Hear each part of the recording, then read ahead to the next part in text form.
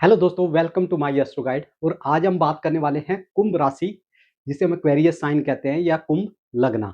तो मैं जो भी प्रेडिक्शन करता हूं वो लग्न के बेस पे करता हूं और चंद्र राशि के बेस पे, जन्म के समय चंद्रमा जिस राशि पे था। ठीक है, इसके अलावा गोचर के लिए कोई भी प्रेडिक्शन जो है वो सही नहीं होती, इसीलिए लोग कहते हैं कि हमारी प्रेडिक्शन सही नहीं गई। तो ये दो चीजों पे प्रेडिक्शन होती है। तो चलिए स्टार्ट करते हैं। देखिए, सबसे पहले एक चीज आपको समझनी पड़ेगी कि कुंभ राशि वाले जो है ना, ये पिछले पिछले कम से कम कोई 1.5-2 साल से बहुत ज्यादा परेशान थे। ठीक है, बल्कि पिछले 4-5 साल जो हैं आपके लिए बहुत खराब गए होंगे। उसका रीजन बताता हूं, क्योंकि आपकी शनि की साढ़े साती चल रही थी। अब इसमें भी डिफरेंट डिफरेंट वो है। कई लोग बोलते हैं शनि की साढ़े साती अच्छी जाती है, कईयों को खराब जाती है। मैं बताता हूं क्यों। देखिए, जिन लोगों का महादशा बहुत अच्छी है और जिन लोगों के लिए शनि राजयोग कारक प्लैनेट है, जैसे कुंभ लग्न वालों के लिए राजयोग कारक प्लैनेट है शनि। लेकिन अगर किसी अच्छे ग्रह की दशा चल रही होगी तो साढ़े सती अच्छी जाएगी। खराब ग्रह की दशा चल रही होगी तो आपकी जो साढ़े सती है वो खराब जाएगी। एक चीज और जो ध्यान देने वाली बात है, जिसमें सब लोग कंफ्यूज होते रहते हैं और फिर बोलते हैं प्रेडिक्शन सही नहीं आई, हर साल का रोना रहता है। गोचर का जो हम प्रेडिक्शन करते हैं, इसमें सबसे बड़ा रोल जो होता है ना, वो महादशा का होता है। ठीक है, अगर आपकी महादशा शुभ ग्रह की ये चल रही है, मान लीजिए शुक्र की महादशा कुंभ लग्न वालों के लिए, शनि की महादशा, या फिर यूं कह लीजिए बुध की महादशा, इन ग्रहों की महादशा चल रही है, तो आपको जो भी प्रेडिक्शन में हम बताएंगे गोचर में, वो आपके लिए अच्छा रिजल्ट देंगे। और अगर आपकी खराब ग्रह की महादशा चल रही है किसी की, तो आपको चाहे गोचर कितना भी अच्छा हो, रिजल्ट आपको उतने अच्छे नहीं मिलेंगे। चलिए क्लियर। अब आगे आ जाते हैं एक एक करके। ये बहुत जरूरी ध्यान रखने वाली बात है, लोग ध्यान नहीं देते इस पे, इसीलिए फिर कहते रहते हैं कि भाई बंदे ने गलत बताया या जो भी है। ठीक है, आइए अब बात करते हैं एक एक करके। और सबसे पहले जो हम जिस प्लेनेट की हम बात करेंगे, जिसकी वो है राहु। बहुत इंपॉर्टेंट है कुंभ राशि कुंभ लग्न वालों के लिए राहु। उसका रीजन बताता हूं क्यों। क्योंकि राहु कहां बैठा है? आपके लग्न में।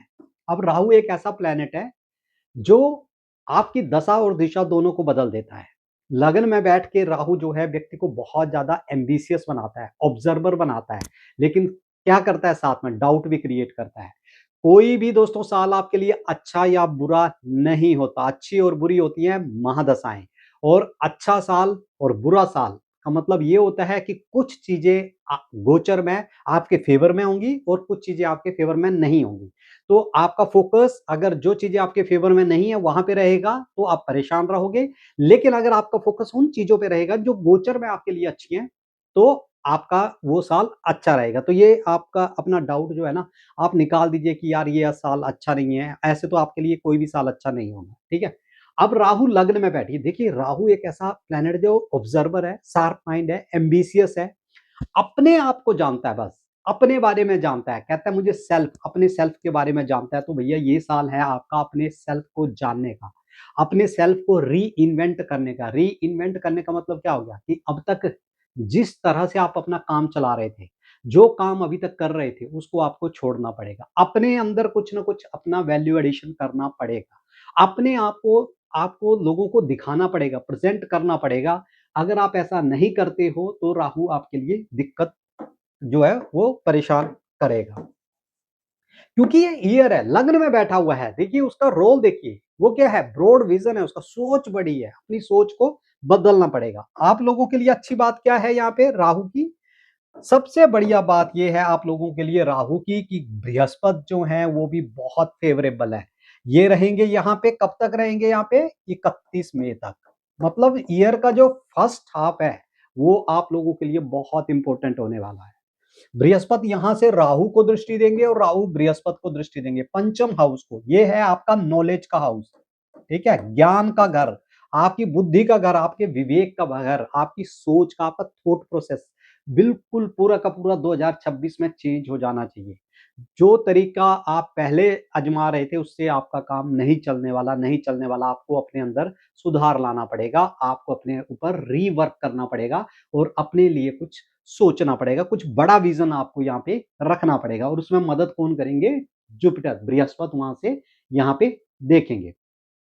अब बात कर लेते हैं, बृहस्पति यहां पे रहेंगे और देखिए आपके लाभ स्थान को देख रहे हैं। तो जो कुछ भी आप इस साल मैनिफेस्ट करोगे, जो कुछ भी सोचोगे वो 100% आपको मिलने के चांसेस हैं। खासकर फर्स्ट हाफ में तो ज़रूर मिलने के चांसेस हैं, क्योंकि अपनी राशि को गुरु गोचर में लाभ स्थान को, डिज़ायर के घर को, आपकी इच्छाएँ के घर को यहाँ पे बृहस्पति देख रहा है। अब दूसरी बात देखिए, बृहस्पति उसके बाद कहाँ पे आ जाएँगे? यहाँ पे छठे घर में। छठे घर में बृहस्पति आएँगे, कहाँ को देखेंगे? आपके कर्म स्थान को, आपके करियर के हाउस को यहाँ से बृहस्पति अपनी पंचम दृष्टि से देखेंगे, और वो भी कौन-सी राशि है? मित्र की राशि, मंगल की राशि है। कहाँ से देख रहे हैं? छठे घर के उच्च के बृहस्पति। उच्च के बृहस्पति यहाँ पे देख रहे हैं, इसका मतलब क्या हो गया कि ये स्ट्रगल का हाउस है। जितनी आप परेशानियाँ झेलोगे, जितने एम्बिशियस बनोगे और अपने लक्ष्य में लग जाओगे, आपको परेशानियों का सामना करना पड़ेगा, लेकिन सक्सेस आपको मिल के रहेगी। इस साल 2 चीज़ें आपके साथ होना बहुत ज़रूरी है। नंबर 1, आप लोगों का प्रमोशन, ठीक है? जॉब में आपका प्रमोशन होगा। नंबर 2, कोई लीडरशिप का रोल आपको मिल सकता है। लीडरशिप का मतलब कोई बड़ा रोल आपको कंपनी के अंदर मिल सकता है, लेकिन उसके लिए आपको पूरी कीमत चुकानी पड़ेगी, क्योंकि बृहस्पति जो है छठे घर में है। छठा घर क्या है? आपका संघर्ष का घर है, आपका स्ट्रगल का घर है। दूसरी चीज़ यहाँ पे बृहस्पति छठे घर में होंगे तो आपको अपना क्या करना पड़ेगा? Daily routine. क्या? Daily routine.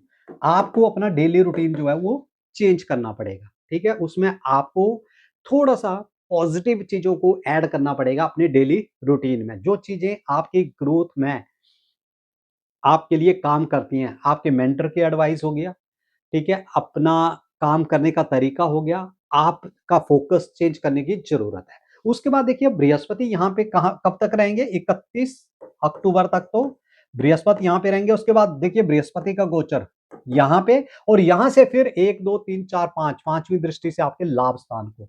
तो इस साल आपकी काफ़ी सारी जो डिज़ायर, काफ़ी टाइम से आपने सोच रखा था, डिज़ायर पूरी नहीं हो रही थी, वो डिज़ायर जो है जुपिटर यहाँ पे आपकी पूरी करेंगे। बहुत ही बढ़िया गोचर है आपके लिए जुपिटर का। बस आपको यहाँ पे एक ही चीज़ का ध्यान रखना है, वो है दोस्तों आपका राहु। इस प्लैनेट का आपको बहुत ज़्यादा ध्यान रखना है, अपने आप को कन्फ्यूज़न से बचाना है, ठीक है? ठीक है? कन्फ्यूज़न से बचाना है, साथ में ओवर एम्बिशियस मत हो जाना, ठीक है?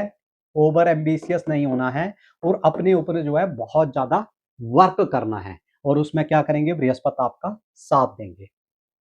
अब बात कर लेते हैं दोस्तों आपके शनि की, सैटर्न की, ठीक है? देखिए शनि बैठे हुए हैं आपके सेकंड हाउस में। पैसे का ये साल आपके लिए, पैसे के लिए, मनी के लिए बहुत बढ़िया होने वाला है, क्योंकि देखिए शनि कहाँ पे बैठे हुए हैं? 12 नंबर की राशि पे, सेकंड हाउस पे। लग्नेश का यहाँ पे बैठना बताता है कि भैया आपका इस बार फोकस जो है वो अपने मनी को लेकर के रहेगा। जिन लोगों की थोड़ी भी दशा अच्छी है ना, वो फाइनेंशियल बहुत स्टेबल, काफी हद तक फाइनेंशियली जो है स्ट्रोंग हो जाएंगे वो लोग, ठीक है? क्योंकि शनि कहाँ पे बैठे हुए हैं? धन स्थान पे। अब दो ग्रह जो हैं वो देख रहे हैं, एक तो यहाँ से शनि, वहां यहाँ से गुरु। धन स्थान को गुरु यहाँ से दृष्टि दे रहे हैं, लाभ स्थान को भी गुरु दृष्टि दे रहे हैं। तो देखिए बहुत ही बढ़िया। कुंभ राशि वालों के लिए ये साल जो है सिर्फ पैसे के बारे में सोच रहे हैं, अपनी इन्वेस्टमेंट के बारे में सोच रहे हैं, और ज्यादा से ज्यादा जो चीजें मैनिफेस्ट करी हैं उनको पूरा करने का साल है ये। क्या खराब है सिंह राशि वालों के लिए? आ जाते हैं।